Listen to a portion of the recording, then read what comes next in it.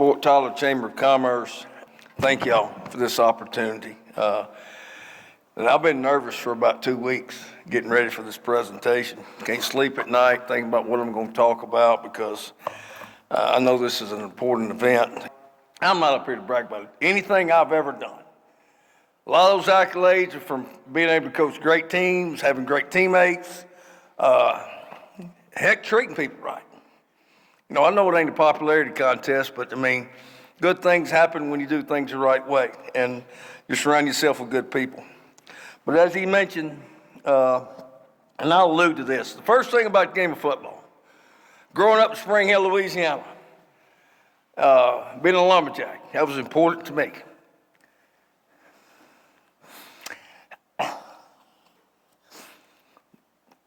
The game of football brought me there with my daddy. And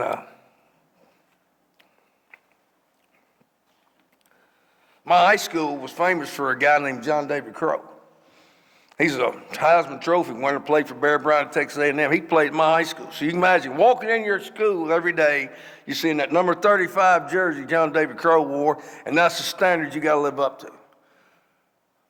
I had some of the best coaches, mentors, men in my life that made a difference, not only for me, but all of my teammates.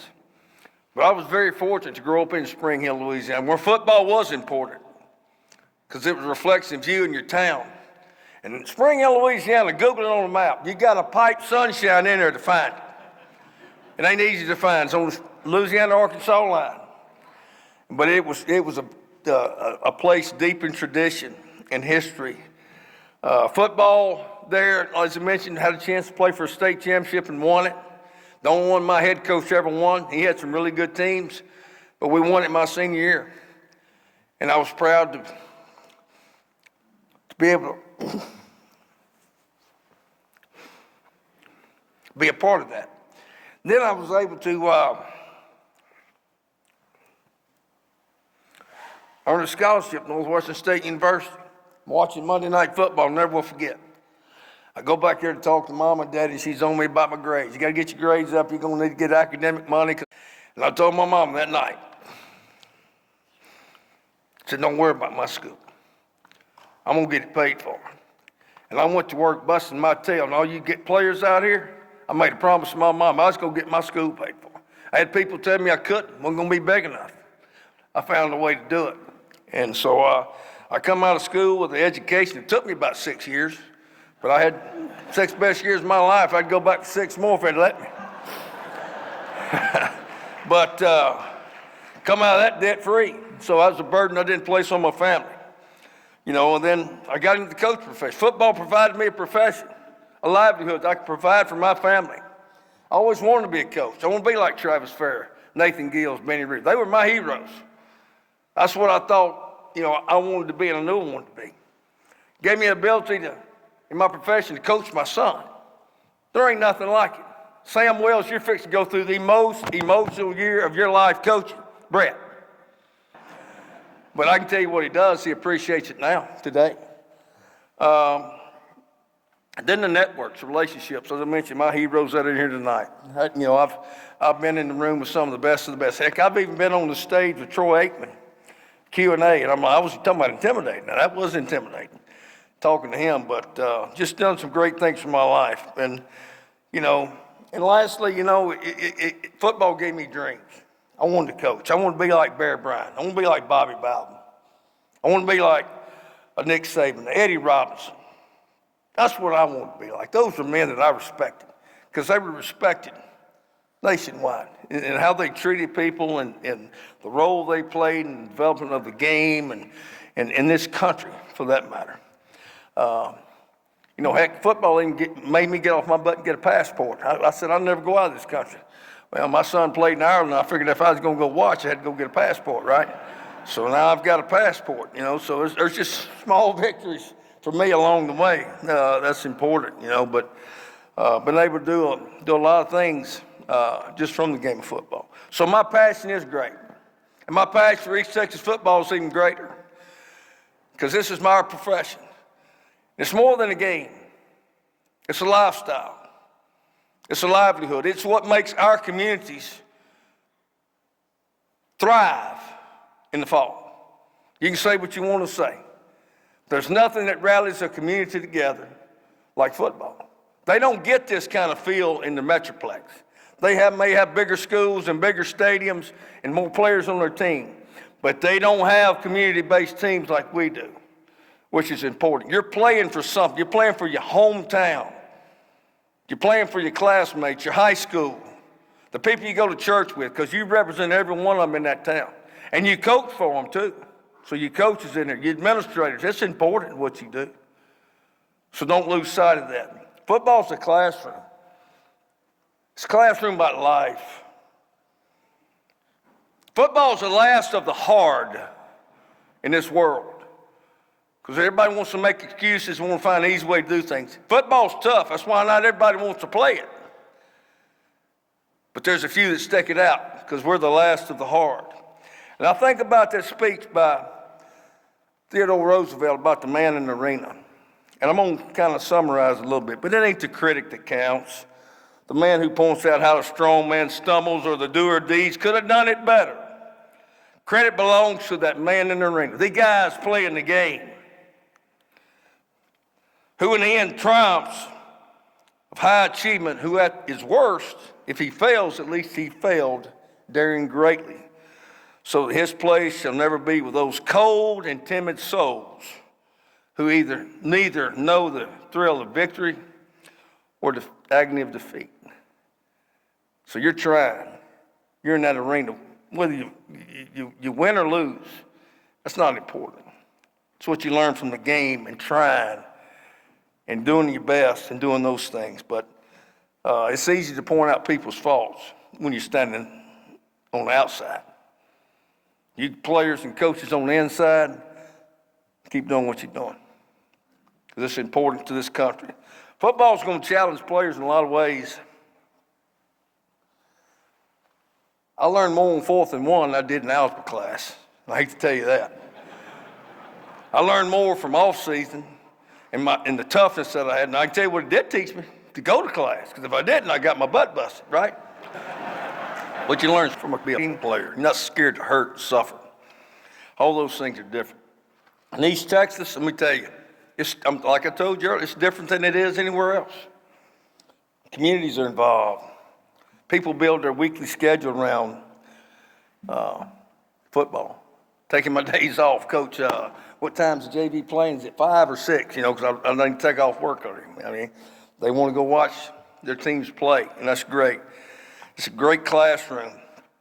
And it's unique in East Texas because it's part of our DNA. As I mentioned, it's our lifestyle, the small town football field. We're so lucky. Not everybody gets to feel this. There's teams in Houston, they don't even know who the players are. In Dallas, it's just so many people. Nobody cares. They're worried about the Cowboys and the Texans. They're not worried about the local team. Who are they? We're lucky in East Texas because we're important. You're known everywhere. I mean, you got all kinds of personalities, TV personalities, radio personalities, broadcasters. I mean, Brian Houston been calling our games for 5 years. I used to listen to him when he called White House games. I was just impressed with him. Bill Coates, listen to his sports radio show, just great ones, but it's about East Texas. And then who in the world would stay up to midnight, listen to rascals talk about the scoreboard show and the damn Totally Awesome list than East Texas? Pigskin and Bob, but quite entertaining.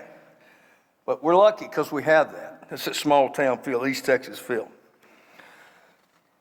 Now, football's going to give us all a lot of great benefits. And as I mentioned, it's that community pride. Stadiums being packed, businesses shut down, decorate the storefronts. I mean, I remember 1985, Spring Hill, Louisiana. That's what they did, and they still do it today in these small towns. But that's a great community feel. It's entertainment. It's Friday night social for a lot of people. I'm going to the football game. That's where they need to be. Everybody needs to be at the football game. I know you can stay home and watch it on live stream, which I don't hate live stream. It serves a purpose. But you need to be in them seats watching these kids play. That's where the action's at. And those kids need you there. It ain't about the money. It's about having butts in the seats to go watch the band play, the cheerleaders cheer, and the football team play. Be there to support your community. That's what it's about. East Texas football, deep in tradition. Generations of kids grow up wanting to be the next star. Haynes King did. He saw Trent Williams, Malcolm Kelly, Aaron Johnson, Vondrell McGee. He saw them great ones. And I told him, I said, son, if you don't toughen up, your ass ain't playing for me. Because we're not going to let Lobo football and Lobo tradition just go to the weak and timid. You're going to have to toughen up. And he toughened up because he was the biggest sissy growing up you've ever seen in your life. Tell you that. One or two things, son, and we'll talk about that later. But there's great rivalry games in East Texas. Gilmer, Carthage, Longview, Marshall, Tyler High, Tyler Legacy. Great field. It's great for the communities. Coaches and players that hate each other on one Friday night, but they love each other the rest of the year. Or maybe not. I don't know. It's kind of depends. But ain't nothing like it. That's why you play the game. It's that rivalry. That's what you want to coach in. That's what you want to play. What you want to be a part. Who in the world wants to go win a game 70-0 every week? What are you getting out of that? Other than bragging rights, playing bully ball, I call that. Go play somebody good. Play some rivalry game. Make it tough. Last to the hard, like we talked about. I'd be remiss if I didn't talk about the talent in East Texas. I've been very fortunate. Coached a lot of great ones in Longview. There's a lot of great ones all across East Texas. I had a graphic sent to me yesterday. Longview High School is like third in the state with NFL players. I think we had 25 or 26 that we've had in NFL, over the years. But Tyler High had 25. And, I know there's more across the area. Ain't nobody going to keep up with DeSoto. If they keep recruiting, hell, ain't nobody going to catch him. But you think about the NFL Hall of Famers we've had. Earl Campbell, Tyler Rose, right? Nothing like he was my running back. And let me tell you something. That is what a running back is. Scat back, whatever. Earl Campbell was a dude. And he was a great one. Adrian Peterson, another great one. He'll be in there. Trent Williams, I coached him. He'll be in the Hall of Fame. First ballot, too. If they don't give him on first ballot, they ought to quit putting people in. Patrick Mahomes, White House. And people forget about old Y.E. Tittle, Marshall, Texas. That's back before the turn of the century. He's old, but great player. But as I mentioned, East Texas football, there's great things with it. Bands, vuettes, cheerleaders, I call it a drill team, dance line, cheerleaders, ROTC, the tailgating, alumni, homecoming stuff, everything by comes. It's important. It's important. Now, we're not like White Oak. We got to have homecoming every year in Longview. I think White Oak does it once every 3 years. So I'm not sure we'd get away with that. Excellent support we have here. We're very fortunate. Saw Dr. Marty Crawford, one of the good ones that's left in this business, but got great administration, got great coaches, some of the best in the country, great booster clubs that support, parent organizations that support our kids. It's important to, make sure they got the right equipment, or they eat right, or they get the support they need. We've got great alumni, and it's just great for the community as a whole. But, football's important to the community. It's also important to those players and athletes. They learn accountability. I'm gonna go over, Cindy. I'm sorry. It's more than just the jersey they wear, but they learn accountability. And there's data now that we have through our coaches association that reflects that. It ain't something that we think about. It's something we've proven. But the accountability they learn from playing football, not, of taking care of their business and not letting other people down. There's an increase in academic achievement. There's an increase in attendance. There's a decrease in discipline issues, decrease in dropout rates. So the game of football does something for those players on an individual basis. They learn mental toughness. They learn how to fight through adversity. They learn to get up when they get knocked down, because it ain't easy. It's easy to lay there. It's easy to feel sorry for yourself. There's people that let you do that in today's world. You got to learn how to get up. You got to learn how to fight back. I mean, think, what other game can you have 11 guys out there that can knock the snot out of each other? Nobody gets sent to ISS, right? Take it out, lady. You got 8 seconds. Whip his ass as good as you can whip him and get back in the hole. Okay? Great game. Nobody's going to jail. Nobody's going to have it on their discipline, deal. So, great game. But you learn those things. And the thing I love the most is how our kids reflect the communities they're raised in. We have tough-ass East Texas kids that come from tough-ass East Texas communities. Hardworking people. And that's what's best about it. It's going to teach them life lessons. It's going to carry them through adulthood. Prime example was my battle with cancer. I could have laid around and felt sorry for myself. I was raised. I didn't want to disappoint anybody. I felt like I owed it to the kids because it was something bigger than me. Yeah, I was suffering. I have a family that I care about. I got a daughter. I'm going to walk down the aisle. I want to watch my son play college football. But I had to be back coaching them Lobos because they're important. They're important to me. And that was my driving motivation to get up. Our players, they learn how to become leaders. That's not easy to do. Some of them are born with it, some of them not. Some of them got to develop it. They got to get the confidence they got to have to become a leader. They got to see the example from a coach or a former player or maybe a community member. Know how it looks to become a leader. Because there are good leaders and there are bad leaders in this world. But we want them to be good leaders. And in a popularity contest, you earn it. I think that's the things that they learn. It's learn a lot of different ways. You got verbal leaders, emotional leaders. You got people that lead through action, but you got to earn it. You got to back up what you preach. And the biggest thing is these players learn the power of unity. And it's best said by Bill Curry. And I've got a video. I'm getting close to ending. I said I'm going to be 2 minutes over. Got a video Bill Curry plays about the power of the huddle.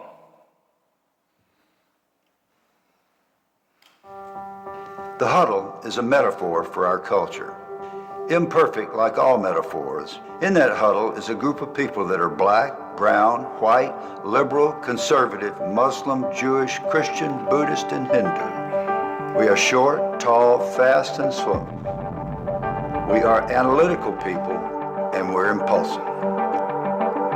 The student athletes who earn a place in the huddle experience the miracle of team. It is day after day, week after week, 2-a-day, 3-a-day practices that push you to your limit.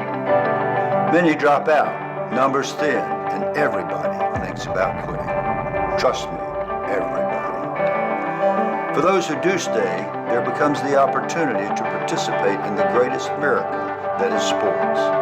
It is a place where every player needs every teammate to survive. We learn ever so slowly that our differences do not matter in the huddle, and the playing surface is sacred ground. When we step onto the field, court, track, course, or pool deck, our differences disappear, and together we become one team with the same purpose. It is in this miracle that the most unlikely hugs after victories or losses occur. We've seen student athletes from all walks of life, cultures, backgrounds, ethnicities, and countries collectivize their differences to achieve one goal. Our players become brothers and sisters for life. It is what America is supposed to be, could be, and might be in our best dreams. That is the power of the huddle.